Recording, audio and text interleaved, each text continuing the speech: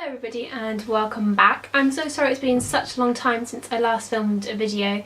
Basically I had loads of plans to do lots of filming over Christmas when I was back home, but I ended up spending a lot of time catching up with friends and family, which was really nice and relaxing, but of course I didn't get any filming done. So I'm very sorry, but I hope you had a lovely Christmas and that 2014 is treating you well.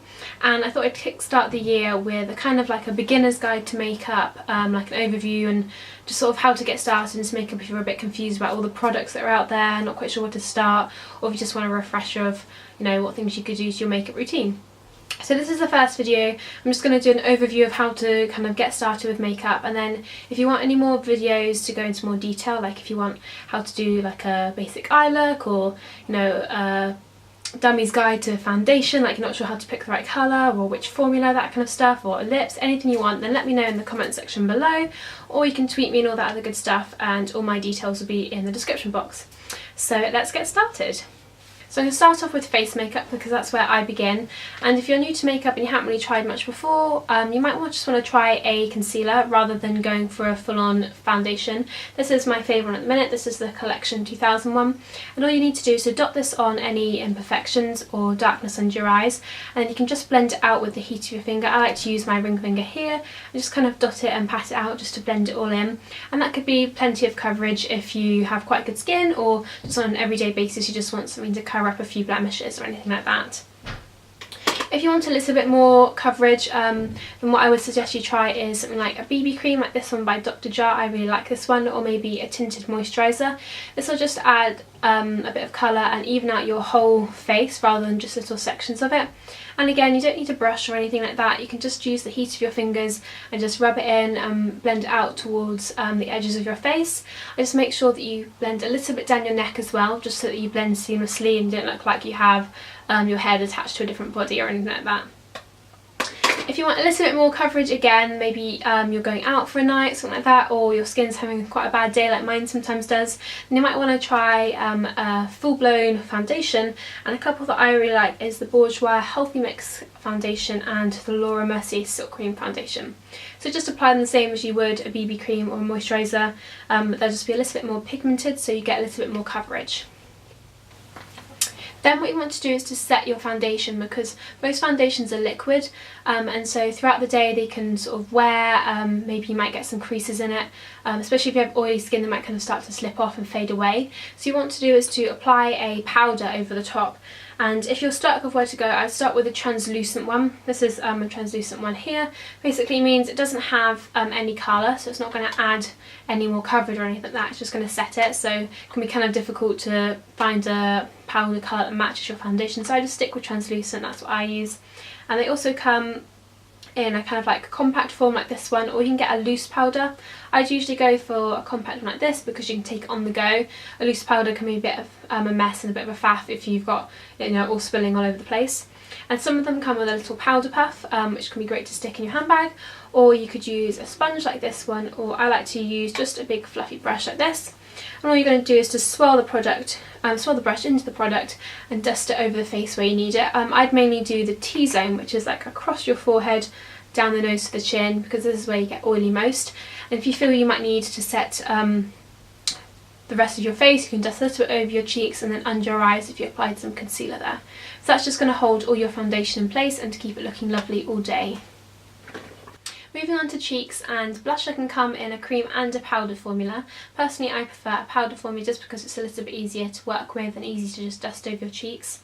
The one I like is this Rimmel one in the colour Santa Rose. It's just a really nice peachy pink, and this one actually has a few hints of sparkle in it, so basically it just adds a bit more of a glow to your cheeks, and you can skip things like highlighter and all that carry on. So this is really easy. I like to just use a blusher brush like this, or you could still use your big fluffy powder brush and then maybe just squeeze the end so you get a smaller amount, and then just pop a little bit onto your cheeks.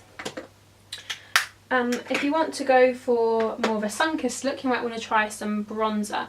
And again, make sure you don't go too dark with this or too orangey. This is the one I like, again from Rimmel. This is their Sun Bronze one. So make sure you test it on your hand or on your cheek just to check you've not got colour too dark. And again, I just use a big fluffy powder brush, pop a little bit on, knock off any excess, and then you just want to swirl it onto your face in like the shape of a letter 3. not a letter, that's so stupid, a number 3. So you catch sort of your temples, into your cheekbone and then onto your jawline, and then if you've got anything left on your brush you can sort of just dust it over your chin and nose. Onto eyes, and if you're just starting out with eye makeup, I'd probably invest in just maybe a few neutral eyeshadows, something that's just a little bit darker than your natural eyelid colour, or something a little bit sparkly, maybe like a little champagne colour or a gold colour. A palette I really like is the Makeup Academy Undressed Palette. This is basically a dupe for the Naked palette. I've done a review on my blog, which I'm kind of revamping at the minute, so I'll put some kind of link in the description if you want to see that. But basically this just has a load of neutral colours, and basically you make any eye look you want out of these, and I just choose a light shimmery shade, maybe like this one here, or a gold one. And then again just use your finger to apply it all over the lid. You can get these little sponge applicators that come with a lot of eyeshadow quads and things these days, or you can just use a little eyeshadow brush if you have one of those. Just pop it all over the lid and easy peasy and you're done.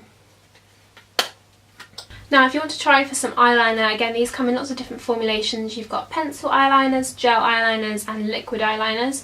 If you're just starting out, I'd definitely recommend going for a pencil liner. These are by Rimmel, these are the Scandaleyes ones, just because the gel and liquid ones you might need a bit more practice for. Liquid eyeliner and I still have an argument on a daily basis getting it right.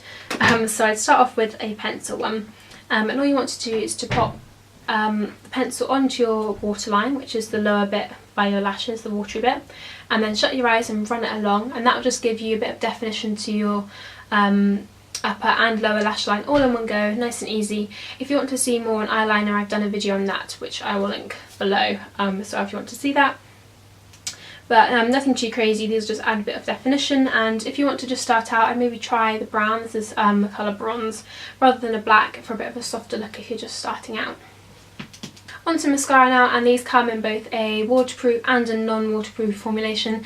Not really, pretty self-explanatory, not really any difference in what you want to go for, which is whichever you choose. Just bear in mind that the waterproof one will be a little bit harder to take off at the end of the day, but choose whichever one you like. Maybelline do a fantastic range of eyeliners to choose from. Pretty much any of them would be quite nice. But the one I like at the minute is the Soap and Glory Thick and Fast, so if you want to try that one, then that's my recommendation. Onto lips, and there's a whole host of lip products. There's lip liners, lip lacquers, lip stains, all this carry on, and it can be really easy to get lost in all the aisles. I think lipsticks just really does come down to personal preference. If you want to go for a bright red lip, that's fantastic, or neon colours, anything you like. But if you're just getting started and you don't really know where to begin, then what I really suggest going for is just a tinted lip balm. The one that I like using at the minute is the Maybelline Baby Lips, and I think it's the cherry one. Basically these just moisturise your lips, so you're not going to have, you know, some lipsticks can be quite drying and make your lipstick worse. So these just add a little bit of moisture and a little bit of colour at the same time, and you don't even need a mirror to apply them. So really, really easy. That's everything for today's video. I really hope you found it helpful, and it's given you a bit more of an idea of where to start if you're out shopping for makeup, or what to do with your own collection so far. If you want any more detail on basics to makeup, as I suggested at the beginning of the video, like if you want a video on foundation or eye makeup, then definitely let me know and I can get on that quickly. Hopefully there won't be such a break between this video and the next one like there was last time. So thank you so much for watching. Give this video a thumbs up if you enjoyed it, and I'll see you again very soon. Thanks for watching. Bye.